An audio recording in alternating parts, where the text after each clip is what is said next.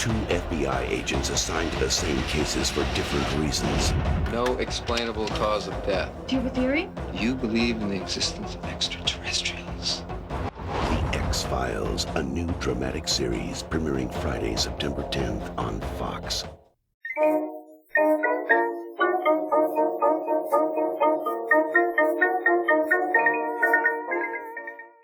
The X-Files is one of television's most iconic shows. Featuring special agents Fox Mulder and Dana Scully, the two would investigate the possibility of aliens and the paranormal, while Mulder continued to search for the truth about his sister's disappearance. Starting out as a hard-to-grasp concept about UFOs, the show had a lot to overcome. Created by Chris Carter, Carter's early writing talent would allow him to quickly traverse Hollywood. After writing for Surfing Magazine for 13 years, his future wife Dory Pearson encouraged him to join her line of work writing screenplays. In 1985, chairman of Walt Disney Studio Jeffrey Katzenberg would read some of Carter's work and sign him to a developmental deal. Talking pool party. The Brat Patrol in 1986 became his first conceptual idea that saw actual production, a Magical World of Disney movie that aired on ABC. Disney wouldn't be his only job in the late 80s. Carter quickly ended up working for both Disney and NBC after meeting NBC Entertainment president Brandon Tartikoff during a pickup softball game. Carter would write several television pilots, although only one would come to fruition. Cameo by Night, a crime action show starring Sela Ward, debuted on NBC August 2, 1987. Going up against a rerun of Murder, She Wrote, the show would only receive a 9.6 in the ratings. It would not be picked up. Carter continued writing television show episodes and penned another Magical World of Disney movie, Meet the Muncies. Wanting to learn how to produce a television series, Carter became a co-producer of Rags to Riches, a musical comedy series in its second season. In 1989, one of his series ideas would finally see more than just a pilot. Single mother of three meets a single father of three. Hi. He asked you to marry him? Who said anything about marriage? Now our trouble is about to double. A Brand New Life starring Barbara Eden, who is probably best known from her role as Jeannie from I Dream of Jeannie. The show was akin to a newer Brady Bunch, but was short-lived, only seeing 6 episodes.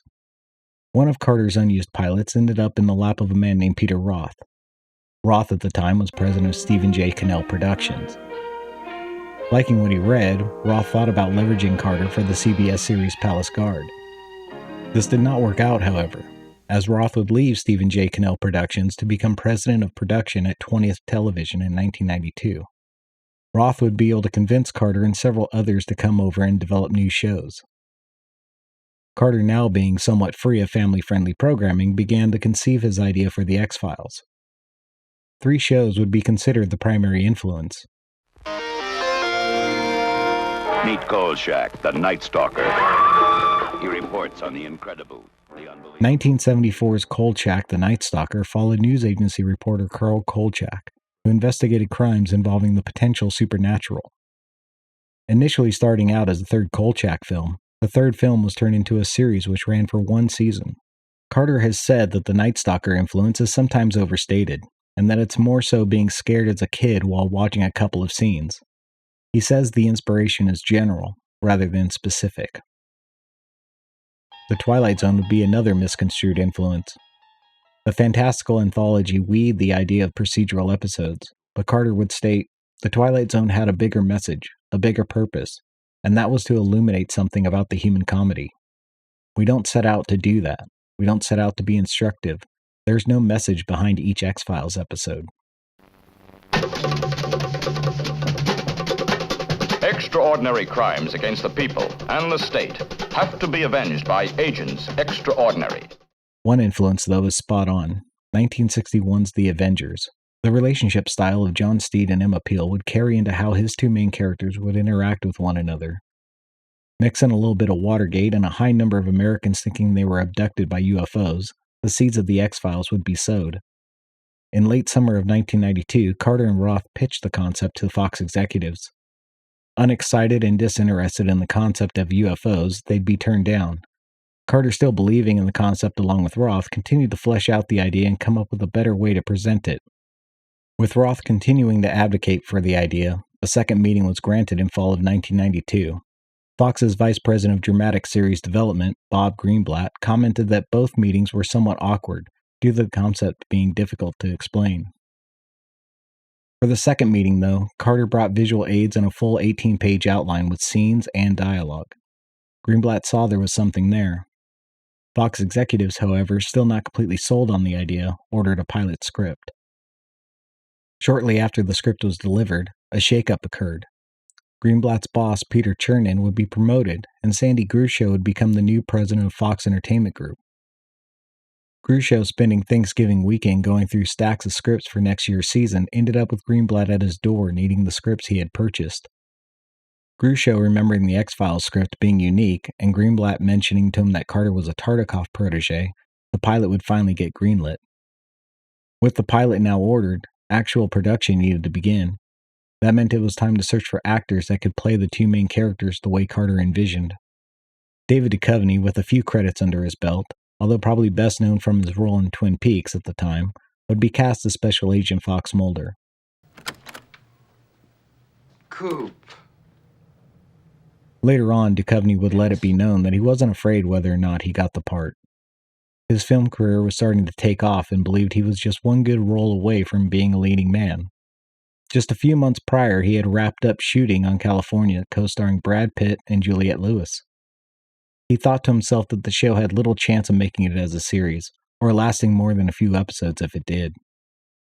He was just happy to get a few more weeks' worth of work and a trip. What kind of shoes do you wear? Pumps. I can't wait to meet you. There's a Roy Rogers on Main. Gillian Anderson, with even fewer credits to her name, would be cast as Special Agent Dana Scully. Living in Los Angeles and struggling to find work, Anderson received the pilot script the same day as her last unemployment check. Duchovny states that he played the audition scene much more sarcastically than it was written because the character of Mulder doesn't care if she stays or goes. And Anderson, being so shocked that anyone would talk to her that way, is exactly how she should have reacted. Carter says he knew Anderson was Scully the moment she walked into the room. Executives, on the other hand, did not. Looking for a blonde bombshell, they were not interested in Anderson. In the end, Carter got his Scully, but stated he staked the pilot and his career on her. With the show needing a diverse set of urban and rural locations, Vancouver would be chosen as its filming location with its eclectic mix of architectural styles. The cheaper cost of filming in the area also helped in the decision. It wouldn't be the only show filming, as more than 20 other pilots were also underway in the area. With filming starting in March of 1993, it would be completed in 2 weeks with post-production wrapping up in early May. One person who had seen the rough cut sent to Fox would tell Peter Roth, "Nice try." Greenblatt, fearing the show might be dead on arrival, the pilot was screened to the Fox executives along with Rupert Murdoch, CEO of News Corporation, the parent company of Fox at the time. Although Greenblatt would note the nervous laughter in the room, the pilot was met with applause. Rupert Murdoch himself even became a strong supporter of the show. Even with the praise received, the X-Files was still the red-headed stepchild. Mulder, this stinks. Fox's hopes and attention were focused on the comedic science fiction western, The Adventures of Briscoe County Jr., starring Bruce Campbell. With Fox's expectation in the success of Briscoe County, it was scheduled in the 8 p.m. Tuesday time slot, leading in viewers to the X-Files at 9 p.m. Executives thinking the alternate genre would be able to combat ABC's TGIF comedies, both shows would eventually be moved to the Friday block. Considered the Friday night death slot for its relatively low ratings and high chance of cancellation. Premiering Friday, September 10th, 1993 against ABC's Step by Step, The X-Files would garner a respectable 7.9 Nielsen rating and 15% of the Friday primetime audience. These numbers were very good for Fox. Still being a relatively newer network, it was not on the same level as the 3 other major networks in terms of viewers and distribution. This can be noticed in newspapers at the time where Fox is shown as an independent network. While expectations were Briscoe County becoming a hit, it would see its ratings continue to dip while the X-Files continued ticking upwards. Week to week, the ratings for the X-Files would bounce around, but overall continued to rise. Fox soon realized the show had legs, and it wasn't just a show about UFOs, as the non-UFO episodes would be well received. The possibilities were endless for what an episode could cover. Vampires, werewolves, psychics, sentient computers, and anything else the writers may come up with. But ultimately, the show was still centered around government conspiracies and Mulder's search for the truth about his sister. The X-Files would quickly be renewed for a second season, but the Adventures of Briscoe County Jr. would see the axe. Bunch of bitchy little girls. The first season would be packed with fan-favorite episodes such as Squeeze, Ice, Eve, Beyond the Sea, and Darkness Falls. As reruns aired during the summer of 1994, some episodes gained higher Nielsen ratings than their original airing. The show's early audience had finally been captured. From there, the show continued on Fridays for 2 more seasons, continually gaining viewers. When 1996's fourth season, it would be moved to Sundays after The Simpsons, where it saw the highest average viewership, with only season 5 beating it out with 19.8 million people. Chris Carter continued to work on developing shows both during and after The X-Files. 1996 saw the cult favorite Millennium, which only lasted for 3 seasons, but did see a crossover episode with The X-Files that acted as the series finale after being cancelled. The X-Files' Lone Gunmen would also see their own short-lived spin-off. The X-Files dominated pop culture in the 1990s. From 1993 to 2002, the original series had a total of 202 episodes for 9 seasons and a feature film. A second feature film was released in 2008. In 2016, we'd get a revival series run with 2 new seasons, seeing David Duchovny and Gillian Anderson reprising their roles. With the show receiving 217 award nominations and 105 wins, Mulder and Scully will forever be cemented in television history as one of, if not the best law enforcement duo to ever grace the small screen.